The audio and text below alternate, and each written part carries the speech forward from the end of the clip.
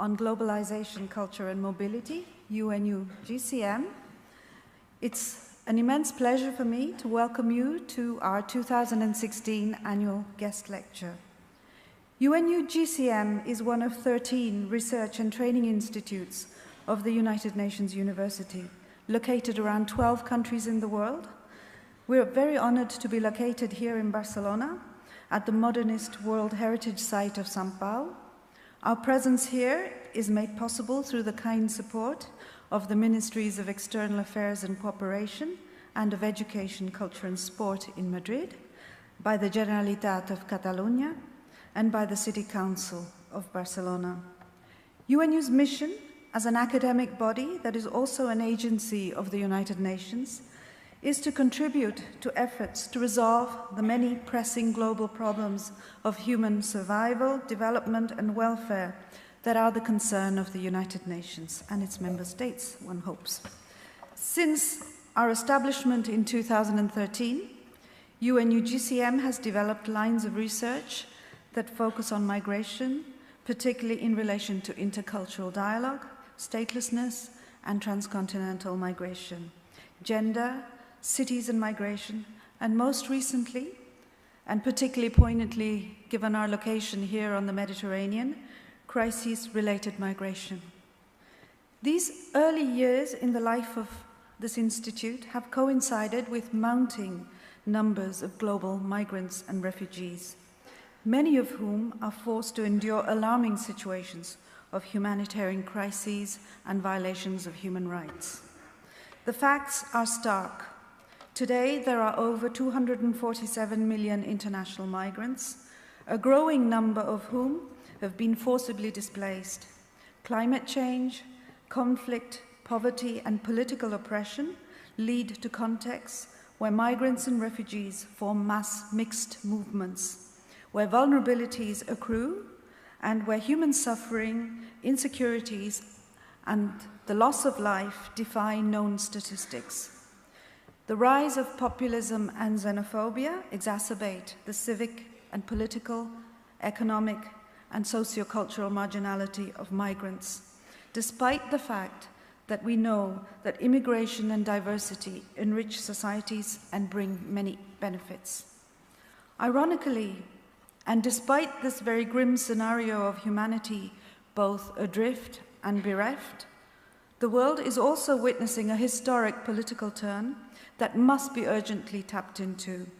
After years of being sidelined as a challenge to the primacy of sovereignty, international migration finally entered the realm of international relations on September 19, 2016, when 193 member states of the UN system unanimously adopted the New York Declaration, a set of commitments to be shaped over 2 years into 2 global compacts, one on a comprehensive framework for responsibility sharing regarding refugees, and another on safe, orderly, and regular migration. As politicians begin their debates on how to achieve these compacts, the critical situation afflicting so many people across the world continues to exacerbate. This makes the work done at UNU-GCM, where we adopt an approach that is both interdisciplinary and grassroots-based, all the more urgent. Since 2014, UNU-GCM has represented the United Nations University at the Global Migration Group, an interagency forum that works towards the goals of the UN system in relation to migrants and refugees. In 2017, next year, UNU will chair the Global Migration Group, a role that comes at a turning point for migration in political debates and policy formation. The road ahead is unclear, and it remains to be seen if the member states will successfully take forward the commitments that they have made via the New York Declaration. Nevertheless, for UNU, as chair of the Global Migration Group in 2017, this is a time of responsibility and of challenge, when, at the very least, it has been agreed all round that the narrative of migration must be changed. Few could help us think our way forward, as well as Professor Noam Chomsky, whom we are deeply honored to welcome here. today. Of course, he needs no introduction, and it would be overly ambitious of me to even attempt one.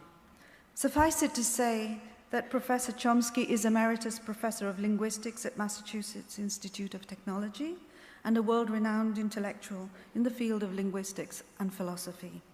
Through his work, he shows us the responsibility of the intellectual to uncover truths and to redress power structures that oppress and deny. Generations of us are indebted to him for offering us the example of the intellectual life as a process and act of solidarity. His work, from his most recent book, Who Rules the World, back to so many seminal texts over the past 6 decades that have shaped collective thinking, teaches us the conceptual roots and language through which social justice can be pursued. If we accept that human history is a history of human mobility, then justice for refugees and migrants must be seen as a moral priority. Friends, we are over 1,550 people in this room here today. There are at least another 2,000 of us outside here in Barcelona and from elsewhere in Europe and around the world who wished to be present, but whom sadly we could not find places for. We hope they're joining us through the live streaming of this event. Please, would you join me in giving a very warm welcome to Professor Noam Chomsky.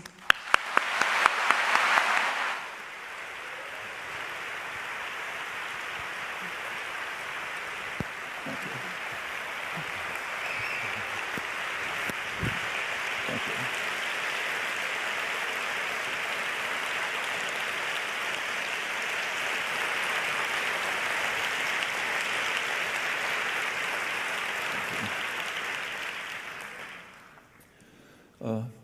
Pope Francis captured the essence of the crises of immigration in a few simple words.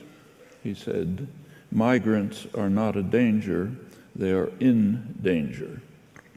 The implication is clear.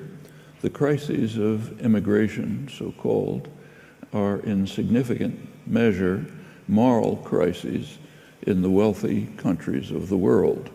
The societies that have the resources, the capacity to help those who are in severe danger and to mitigate or to resolve the circumstances that lie at the roots of their plight. Rich societies, which furthermore often have significant responsibility for creating the crises in the first place, a consideration that deepens the moral crisis of the rich and the privileged. Reflection on these matters is, I think, essential if we're to face the moral crises honestly and realistically, which is a prerequisite to a humane and constructive response to the enormous human problems right before our eyes, now and very likely to become far worse in the near future unless decisive actions are undertaken.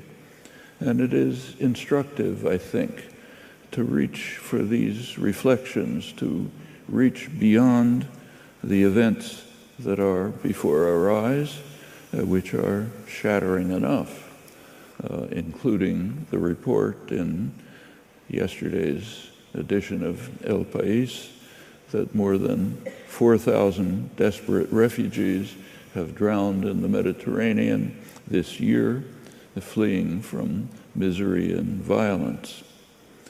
Migrants are not only in danger, but commonly in extremely severe danger, as we see every day.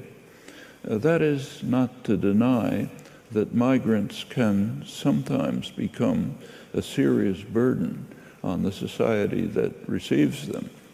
The most extreme case is a devastating catastrophe that is rarely considered a crisis of immigration, though it should be. The rise of settler colonial societies where the migrants arrive with the intention of displacing or exterminating the indigenous population, the most savage form of imperialism, and indeed the foundation of much of modern global society. The most prominent cases are the world's richest and most developed countries. We cannot properly use the term crisis of immigration in such cases. It's far too mild. A better description would be the words of U.S. President John Quincy Adams, the intellectual author of the doctrine of manifest destiny that justified the settler conquest of what is now the United States. In his later years, reflecting on what he and his associates had been doing, he lamented the fate of that hapless race of Native Americans, which we are exterminating with such merciless and perfidious cruelty, continuing to do so in the years that followed with genocidal assaults that won the national territory, along with the conquest of half of Mexico, continuing into the early 20th century. In all of the countries of the so-called Anglosphere, the offshoots of England, the aftermath for those who remained and who survived the onslaught remains severe today, and the painful tale is repeated in other parts of the world as well. Another crisis of immigration, also a foundation of the modern world, is forced migration of captives to slavery. Again, not usually described as a crisis of immigration, and again, not properly captured with such a relatively neutral phrase. The practice reached its most extreme and vicious form in the plantation economy of the American South, where, under hideous conditions, slaves produced the most important commodity in world trade through the 19th century. Cotton, which to an extent not generally realized, served as the basis for modern advanced economies, particularly those of the United States and England, but other countries as well. It's been estimated, for example, that some of 20% of France's wealth derives from its Haitian colony, at the time one of the richest colonies in the world, today a scene of devastation and disaster after centuries of imperial torment, beginning with the murderous Spanish invasion right to the present.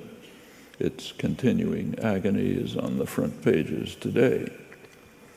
Cotton production by slave labor provided the basis for the development of manufacturing, finance, commerce, and retail industries. Contemporary scholarship is just beginning to portray the implications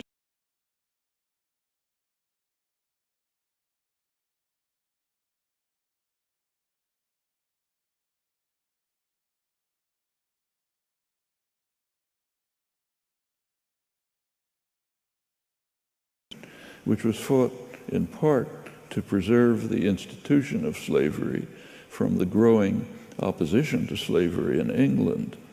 The history of slavery, much of it just being unearthed by contemporary scholarship, is horrifying, and as in the case of the remnants of the settler colonial onslaught, the aftermath remains grim today. It should be unnecessary to dwell on the severe moral crises that the history poses for the rich societies, or on the moral depravity of the evasion of the terrible history and the unwillingness to attend to the aftermath to the limited extent possible.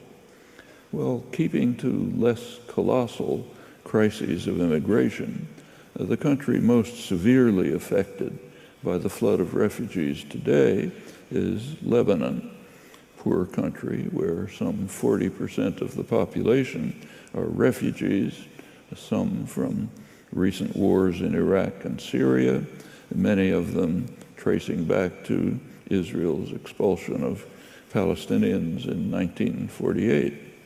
In Lebanon and elsewhere, the descendants are still confined to miserable camps. Jordan, too, absorbed a huge refugee population, as did Syria before its recent cataclysm. The poor African country of Kenya has hundreds of thousands of refugees, mostly fleeing from violence and repression in Somalia.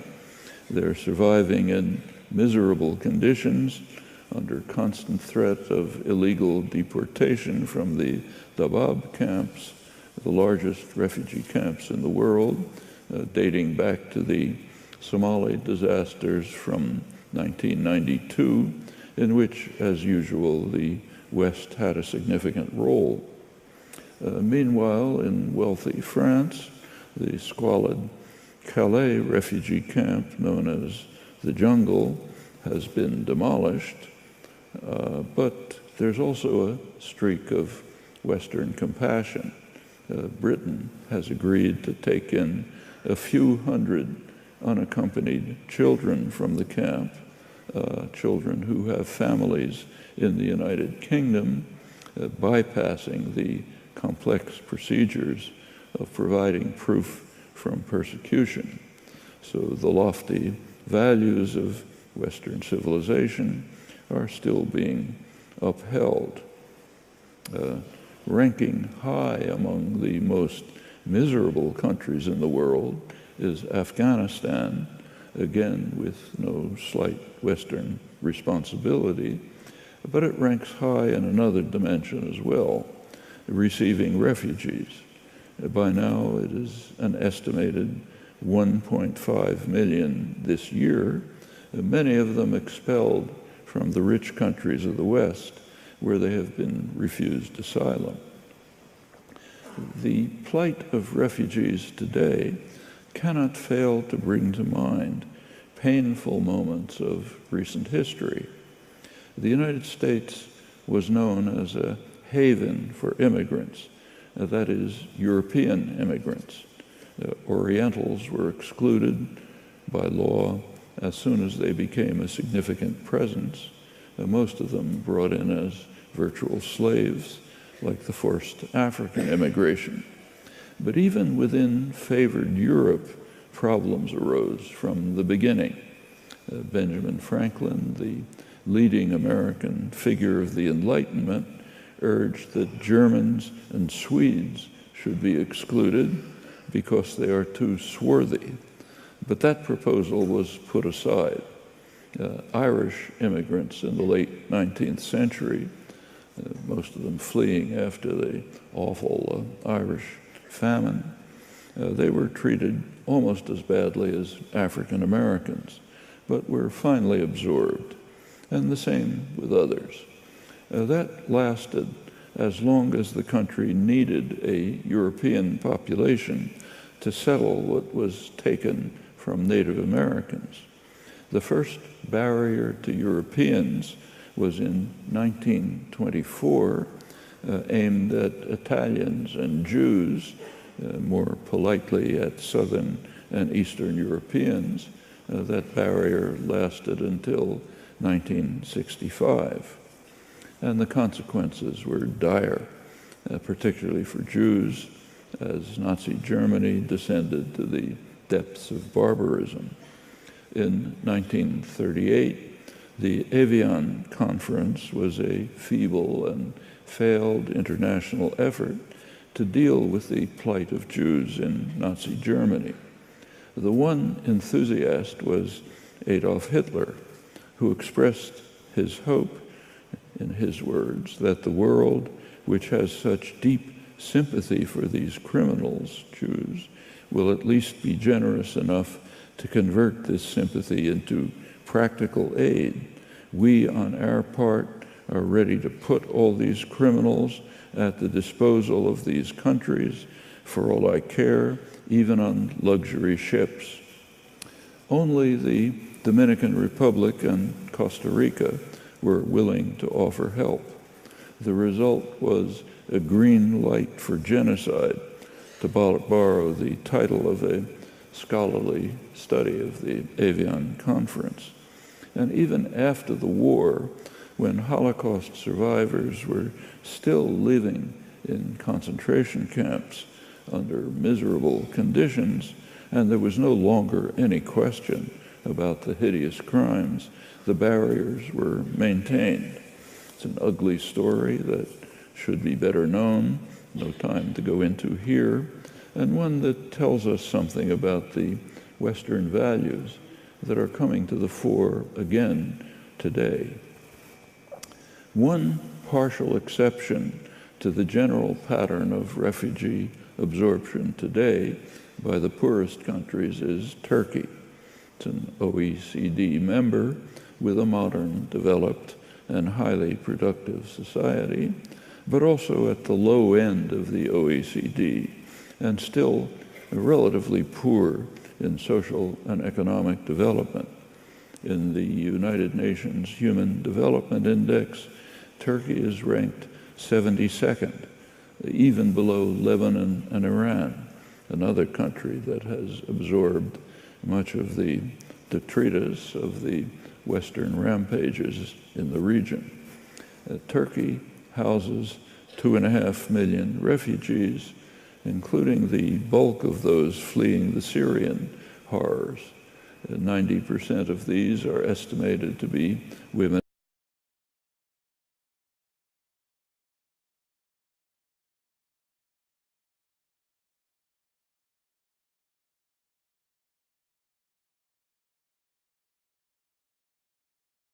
Aleppo, under the cruel aerial assault of the Assad government and its Russian allies. Tens of thousands of them are stranded at the border, with many more to come. In response, the rich European countries pressure and bribe Turkey to absorb even more refugees and to keep them away from its borders, while harshly condemning Turkey for closing its own borders.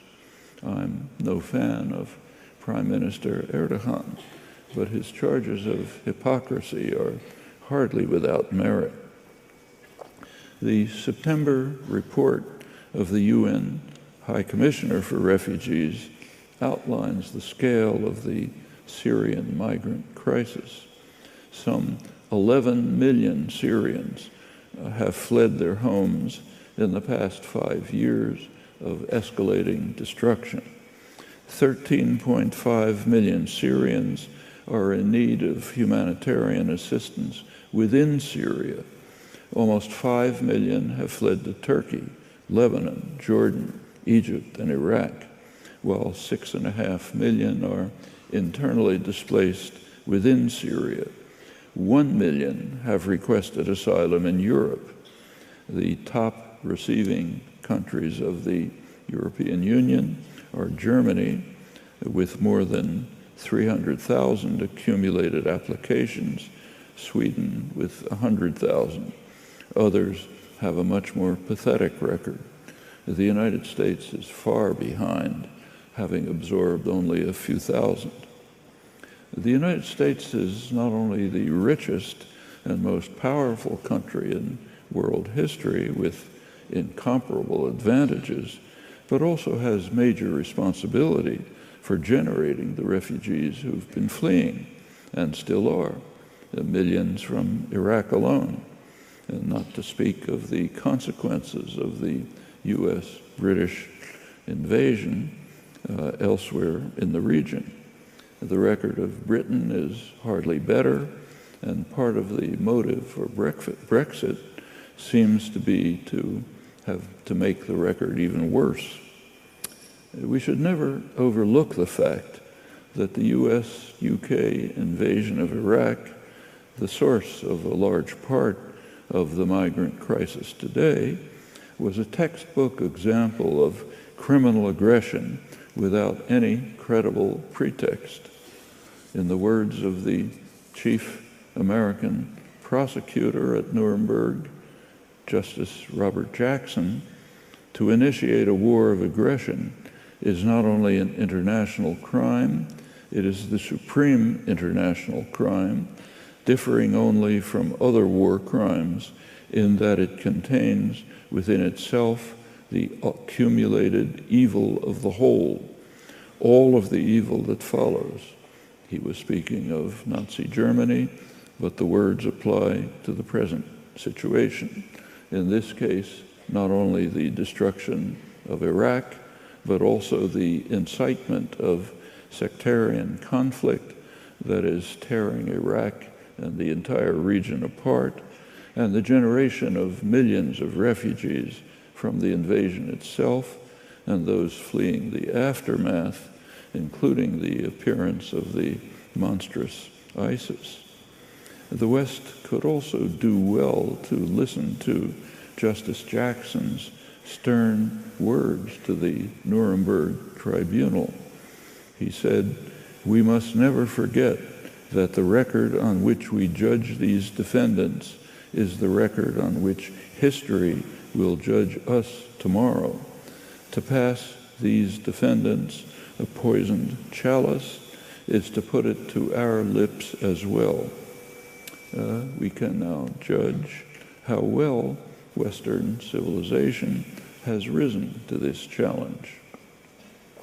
These reflections apply not just to the torrential flight of refugees from Iraq and its aftermath, but also to the so-called refugee crisis more generally.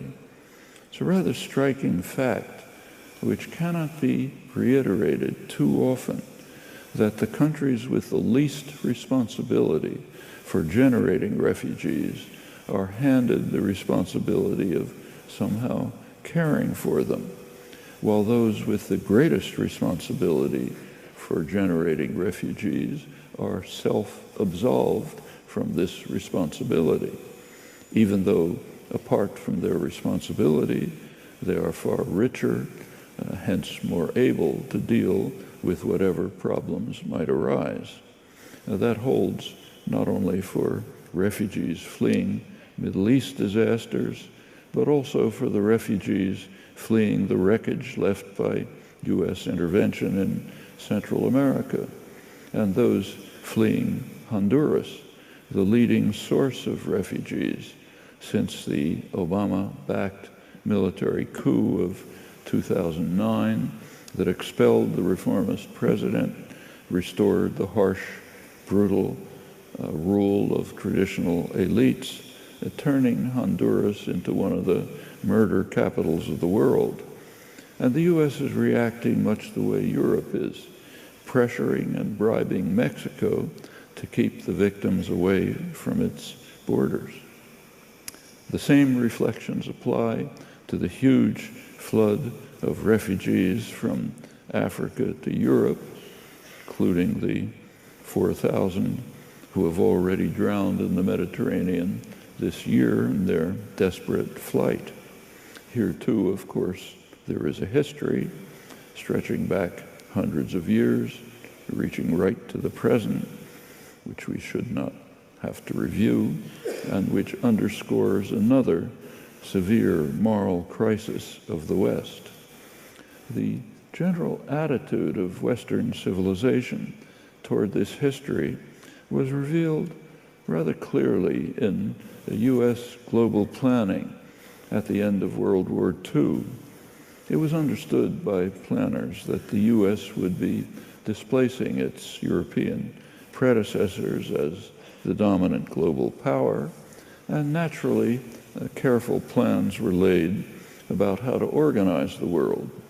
The general picture was well described by Henry Kissinger.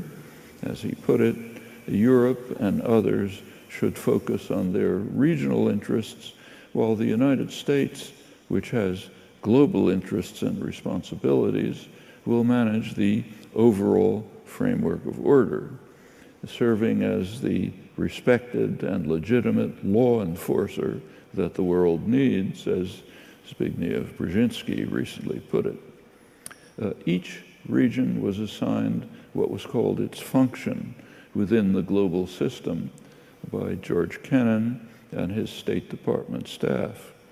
So the function of Southeast Asia was to provide resources and raw materials to the former colonial masters and to the United States. When Kennan turned to Africa, he observed that the United States had little interest in the continent, so it should be handed over to Europe to exploit, his term, for European reconstruction. He added also economic development, but that was window dressing, not taken seriously. He suggested as well that the exploitation of Africa, in his words, would lend to the idea of Western European Union that tangible objective for which everyone has been rather unsuccessfully groping in recent months.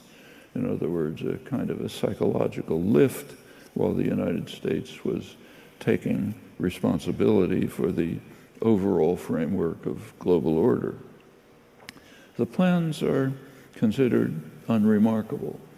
I have found no mention of the idea that after many horrific centuries, Europe's relation to Africa should be to exploit Africa for Europe's reconstruction from wartime damage. The United States, of course, also had direct involvement in African affairs, but in another dimension, slavery, but that too imposes no obligations to the ruined continent. This is by no means ancient history.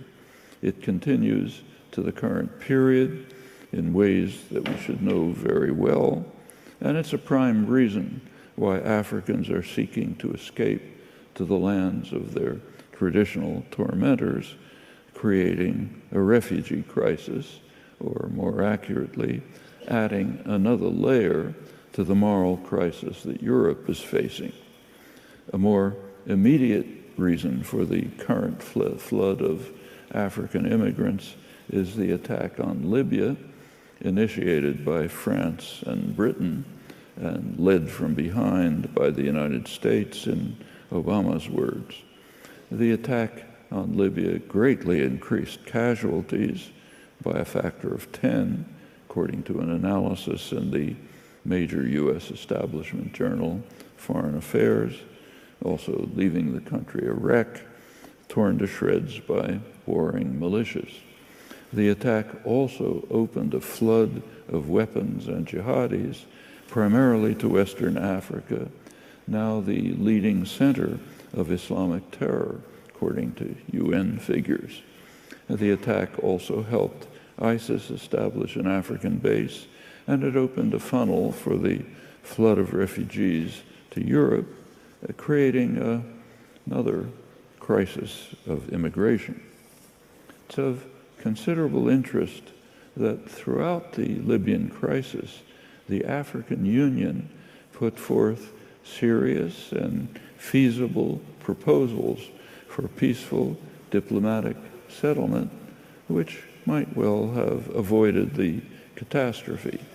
These have been reviewed in detail in the scholarly literature, which also points out that the proposals were ignored by the imperial triumvirate, France, Britain, the United States, who were intent on pursuing their traditional mission. And for the masters of the world, Northern Africa is not a regional interest of Africa, but rather of Europe, and more generally of NATO, now that its mission has been expanded after the fall of the Soviet Union. Another relevant question is whether Africa might have developed had it not been for Western conquest. Perhaps so. One of the leading historians of Africa, Basil Davidson, wrote that modernizing reforms in West Africa in the mid-19th century were similar to those implemented in Japan at about the same time, and he argues that the potential for development was in substance no different from the potential realized by the Japanese after 1867. Elaborating on this, an African historian comments that the same laudable object was before both of them, but the African's attempt was ruthlessly crushed and its plans frustrated by imperial force.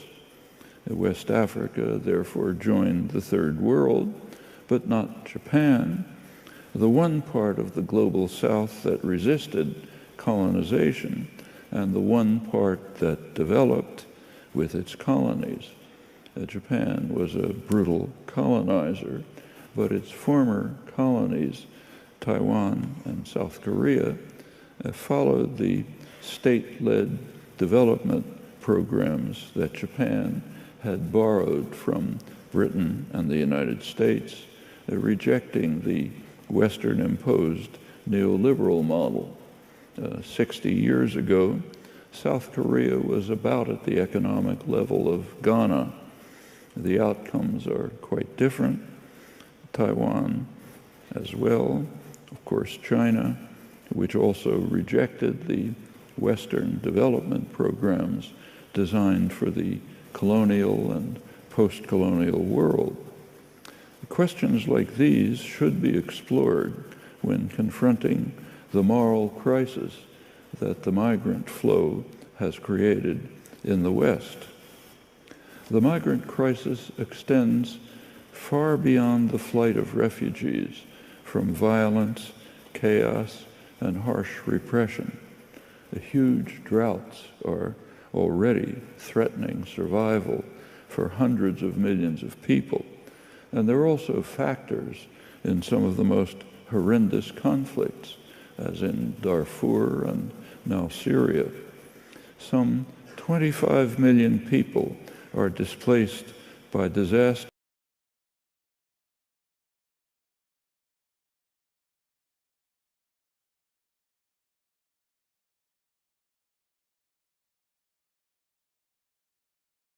Considerably more than those fleeing war and terror. And the numbers are bound to increase, particularly as the huge Antarctic glaciers continue to melt, as they are now doing ominously.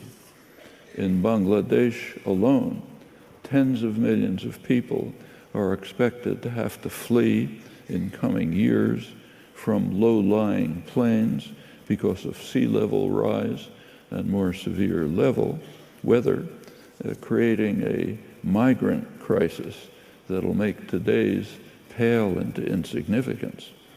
Once again, this coming crisis of immigration poses a severe moral crisis for the rich societies. With considerable justice, Bangladesh's leading climate scientist says that these migrants should have the right to move to the countries from which all these greenhouse gases are coming.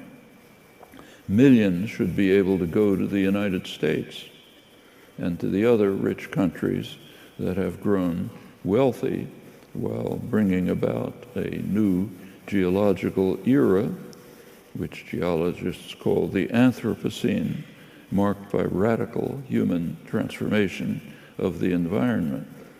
These catastrophic consequences can only increase, not only for Bangladesh, but for all of South Asia, as temperatures, which are already intolerable for the poor, inexorably rise and the Himalayan glaciers melt, threatening the entire water supply for South Asia. Already in India, some 300 million people lack drinking water. We may soon be facing indescribable catastrophes unless we act quickly and decisively.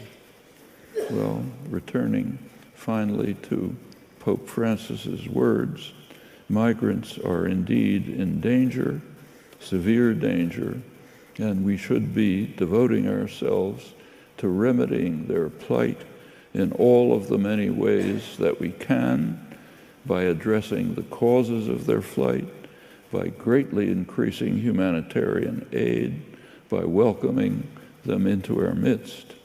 And at the same time, we should be reflecting seriously on another familiar adage, physician, heal thyself.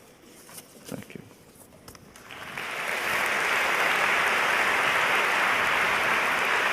Thank you.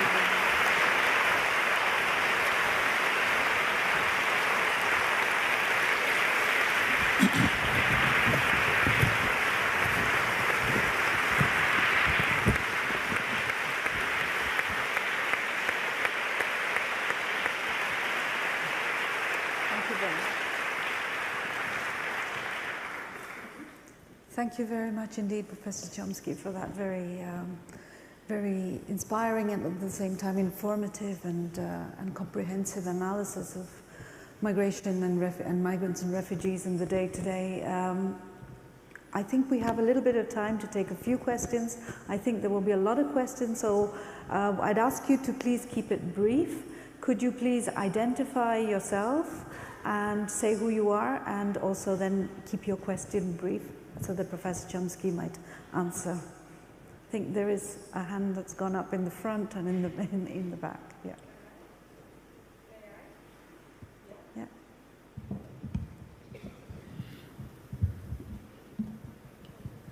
Thank you so much. I am Eva Requena, and I want to ask you, Mr. Chomsky, if Donald Trump wins, what will be the consequences for immigration in the United States? Thank you so much. Well, Donald Trump's statements are all over the map. He's said about everything you can imagine. But there are some things on which he's very consistent, very consistent. One of them is that he wants to drive the world to disaster as quickly as possible. And literally, that is not an exaggeration. And it's a remarkable comment on the media in the United States and internationally that they do not comment on this. It's an astonishing fact. His positions, one of the major crises that we face, everyone should be completely aware of this, is the threat of environmental catastrophe. I barely mentioned it, and that's just the beginning. His position is very clear. Climate change is not happening. We should increase the use of fossil fuels, including coal, the most destructive. We should eliminate environmental regulations and eliminate the agency that's responsible for them. We should abandon the Paris negotiations, COP21, which are just coming into effect, which are insufficient, but at least provide some kind of a basis for hope. We should withdraw from that. We should refuse to give any aid to poor countries, say like Bangladesh, that are trying somehow to move to sustainable energy. And in general, we should race to the precipice as quickly as possible. That's his core program. And it's not just Donald Trump. It's the entire Republican Party. If you followed the primaries, you would have noticed that every single candidate either denies that climate change is happening or says maybe it is, but we shouldn't do anything about it. In other words, major political party and the world's richest and most powerful country, the most powerful in history, which is sure to set its stamp on future history, immediate history, that party is calling explicitly for destruction of the species, virtual destruction of the species. More astonishing than that is the fact that there's no comment on it. Try to find comment on this amazing fact. Virtually nothing. That's one of his policies. The domestic policies on which he's pretty consistent are radically reducing taxes on the rich and the powerful, on the corporate sector and the wealthy, increasing the military already way beyond, about as great as the rest of the world combined, much more technologically advanced, and adding no new sources of revenue, so you can figure out the domestic consequences. On another issue, his position is more hopeful for human survival than Clinton's. He is calling for reducing tensions with Russia and marginally China, which is a very serious matter. The tensions at the Russian border, notice the Russian border, not the Mexican border, the tensions at the Russian border are severe, mounting. Both sides are carrying out provocative actions which could explode by accident even into a terminal nuclear war. Both sides are building up their military forces. NATO forces are carrying out exercises a couple hundred meters from the Russian border. Jet planes are buzzing each other. It's an extremely dangerous situation. A lot of it traceable back to decisions in 1991 when the Soviet Union collapsed, which we should be thinking about seriously. There were two visions of the world presented at the time. One was Mikhail Gorbachev's, what he called a common European home, a integrated security system throughout all of Europe and European Asia, with no military blocs and integration. That was abandoned. The West insisted on something different: collapse of the Soviet Union, expansion of NATO, at first to East Germany, then right to the Russian border, offers to Ukraine to join NATO, a severe threat to Russia, just in simple geopolitical terms. Russia's carrying out its own repressive and violent actions. All of this is building up, and Trump, to his credit, is saying, let's try to say something, to do something to dampen this down instead of intensifying it. So I think those are the kinds of things we can anticipate, although the idea of somebody like Trump in control of the option of initiating a nuclear war, which is literally terminal for everyone, that's very frightening to security analysts across the spectrum, which is why almost all of them are very frightened of his possible presidency. Thank you. I think there was one hand at the back there that I saw. Would you like to, yes, would you like to ask your question? Well, the second part, thank you very much. Could you I'm sorry, yes. Cristina Fernandez, a journalist, and I want to thank again for being here, Professor. Here. Ah, okay. Here. Thank you very much for being here with us. And my question is a little bit the second part of my predecessor about the future in a few days of your country. I should ask, I would like to know why there is such a big majority of citizens of United States that believe that a change with the Republican and Mr. Trump as a president can be better for all of us. Because the result of today is like a 50-50. It's difficult for me to believe that there is a 50% of your country's citizens that believe the change will be better for them and for the whole world. Well, let's look a little bit closer. Take, say, Austria, where about 50% of the population are supporting a kind of a neo-Nazi party. Austria, one has some memories of Austria. Or take Germany, where a right-wing ultranationalist party is now winning, not winning, but coming in local elections ahead of Merkel's party, okay? I'm old enough to remember listening to Hitler's speeches over the radio. I didn't understand the words, but the meaning was significant. Actually, the first article I wrote was in February 1939, and it was about Barcelona. It was about the fall of Barcelona to fascist forces.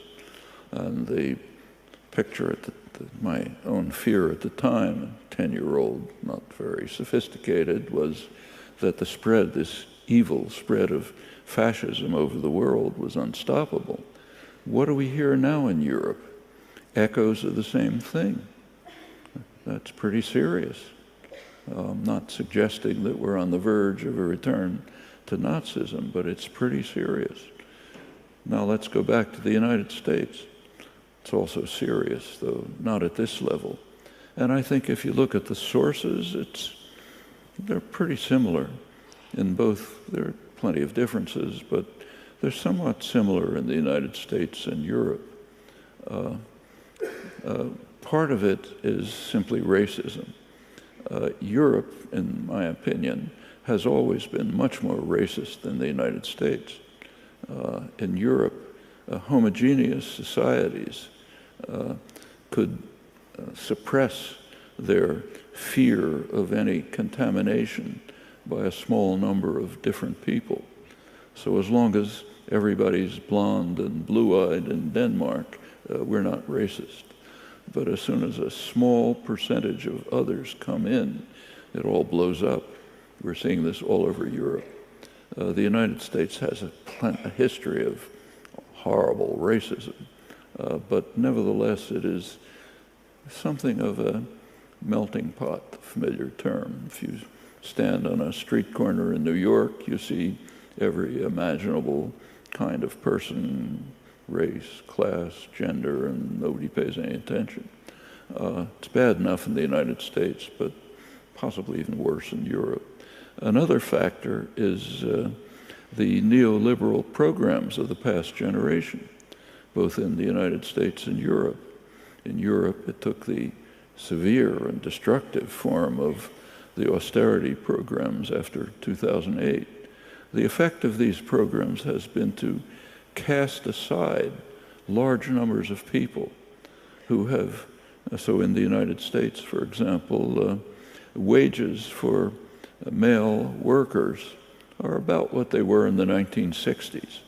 Meanwhile, benefits have declined, hope for the future has declined, they see themselves ignored, suppressed, similar phenomena in Europe, and one result has been contempt for institutions, political institutions, financial institutions, almost all of them, and the collapse of centrist political parties, striking in Europe, and the Trump phenomenon, and indeed the Sanders phenomenon are a more promising case, are signs of the same thing in the United States.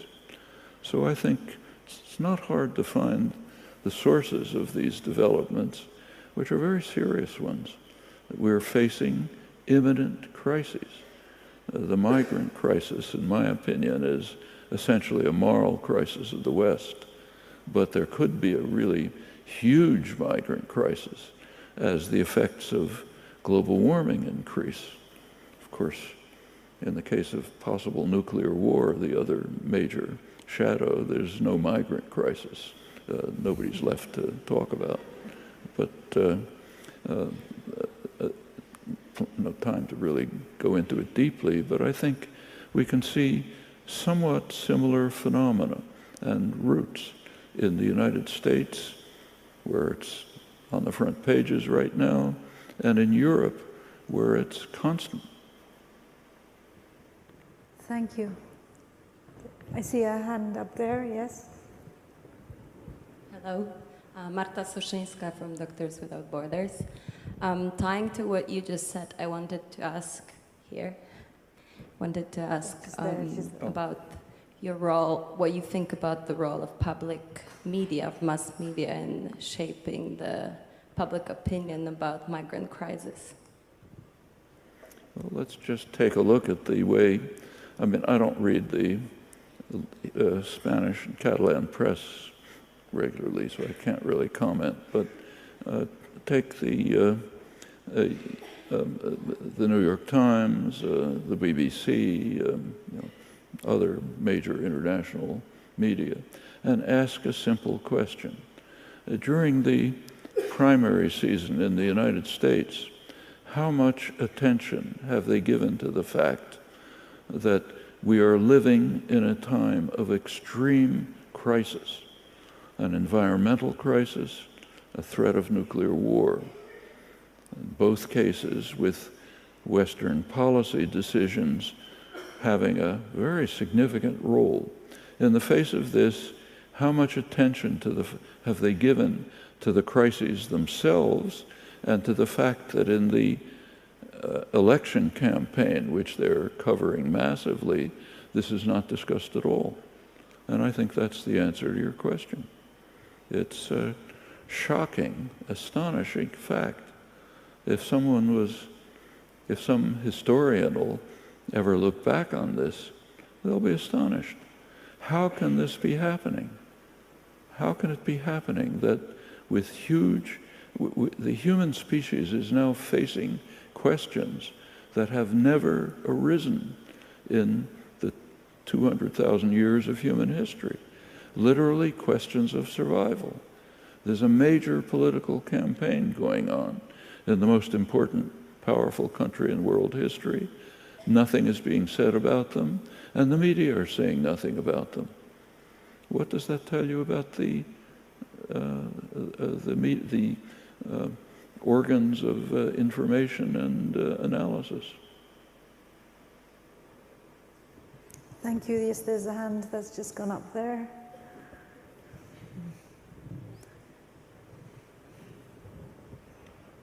Hi, Noam. I just wanted to ask you a question, but you have already answered. So it was about this very first article that you wrote about Barcelona's fall, but you already answered that I had read that this was the case, but I didn't know exactly whether it was true that you wrote your first article about Barcelona's fall. But anyway, now that I got the micro, I would use the opportunity to thank you for all the wonderful lectures I had the privilege to attend some 35 years ago at MIT on imperial ideology that you gave together with, I guess, Louis Kampf was the name? Louis Kampf, another professor at MIT that gave a lecture with you.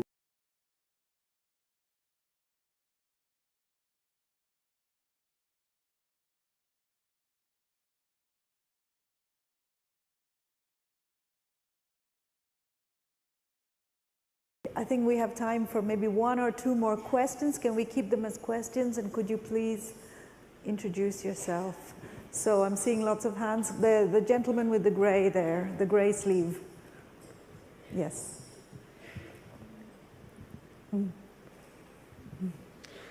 Hello, my name is Rujamati Wallace. Thank you, Mr. Chomsky, for struggling for truth and justice on our behalf. The question is, who will carry on that struggle when you're no longer with us or can't do it? How should we organize ourselves, and do we have some hope? I think just the way it's being done right now. In the United States, in Europe, plenty of people, many young people are organizing, are deeply concerned about these issues. You know better than I do about what's happening in Spain, same in the United States. The Bernie Sanders phenomenon is a very significant development. In the United States for 100 years, and radically in recent years, elections have been pretty much for sale, literally.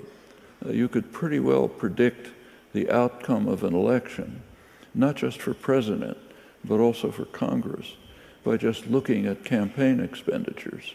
It's a remarkable close correlation, and that means policies as well. For the first time, a candidate came out, almost unknown nationally, no funding, no corporate funding, no rich people funding him, developed quickly a mass popular following, dramatically among young people, among the so-called millennials, those who've grown up during this millennium. I think almost 3/4 supported him, Sanders. And he came very close to capturing a nomination. It's unheard of in American, or in fact any political history. The Corbyn phenomenon in England is somewhat similar. These are, and it could last. There's momentum developing which is carrying it forward. Same here. That's the hope of the future, and it's very much alive. Thank you. There's one hand in the middle there that I can see. Yeah. Would you like to ask your question? Yeah.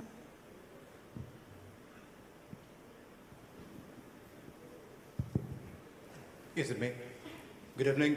Edward Arcon, a faculty in the engineering discipline.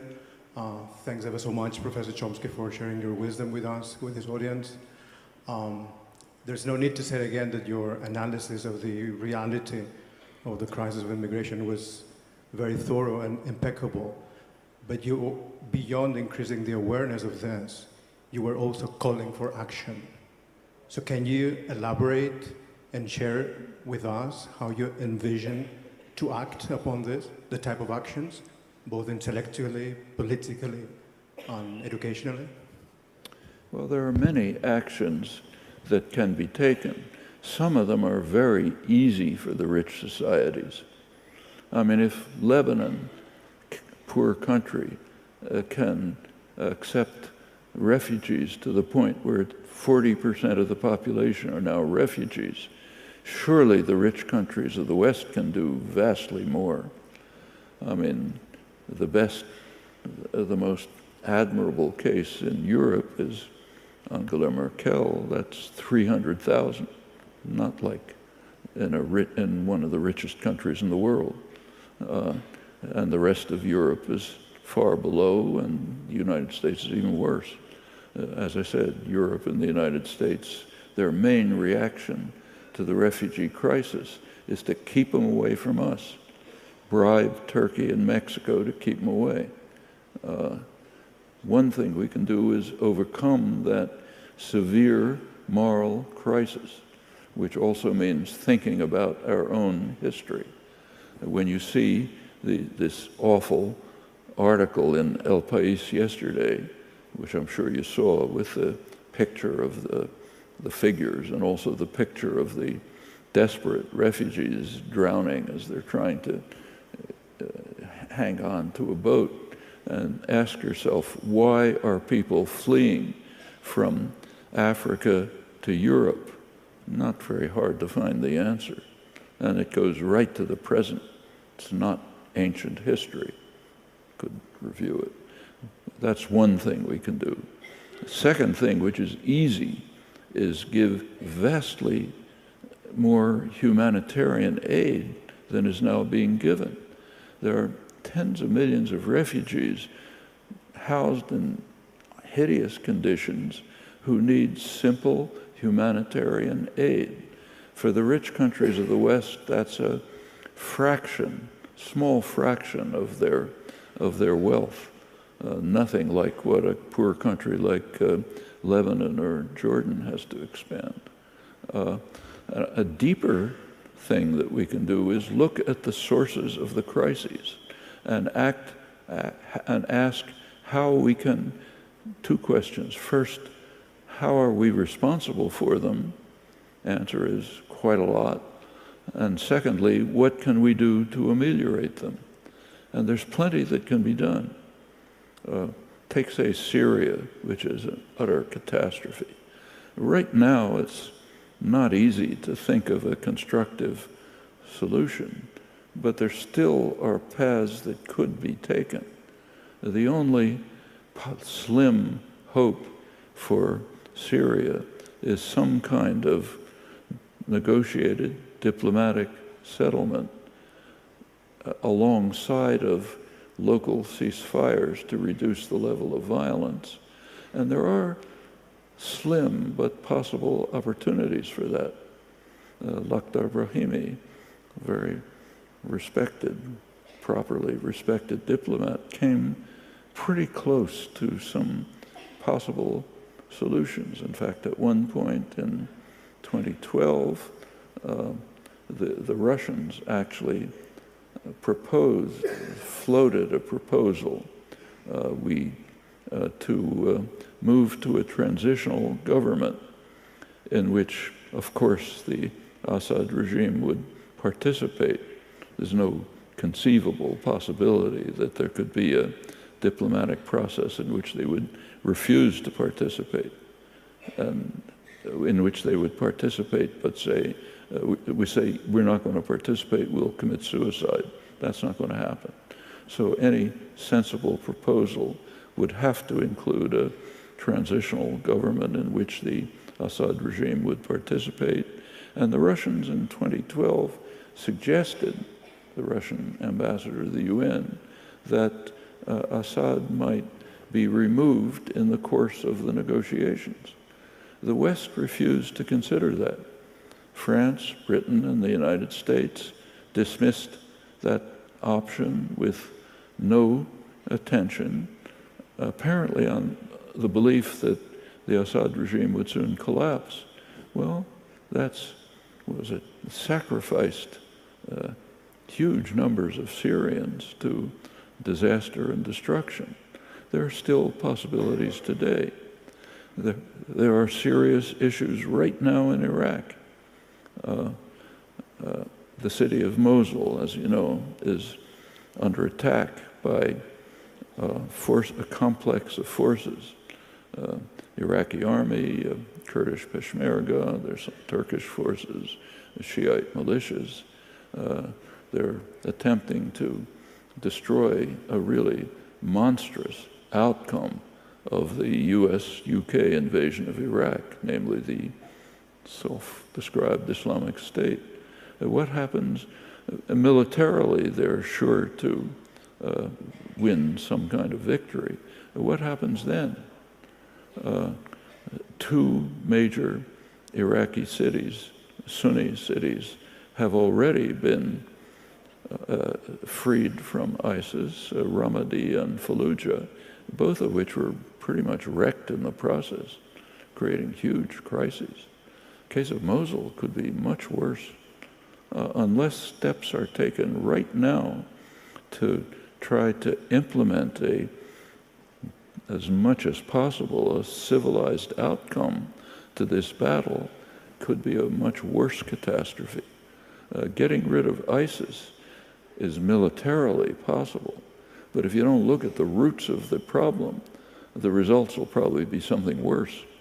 Now, that's been happening over and over for the last 15 years. Just take a look at the policies of the West with regard to radical Islamic terror for the past 15 years. 15 years ago, it was confined to tribal areas on the Afghan-Pakistan border. Now it's all over the world. As I said, the worst case right now is Western Africa, a direct result of the French, British, US invasion of Libya. The invasion of Iraq by the US and Britain spread it enormously. The first year after the invasion, terror increased by a factor of 7 times, pretty much predicted by Western intelligence agencies. Every blow of the sledgehammer makes it worse. The reflexive reaction of the West is to smash things with force. That's our comparative advantage, violence. Every time you do it, things get worse.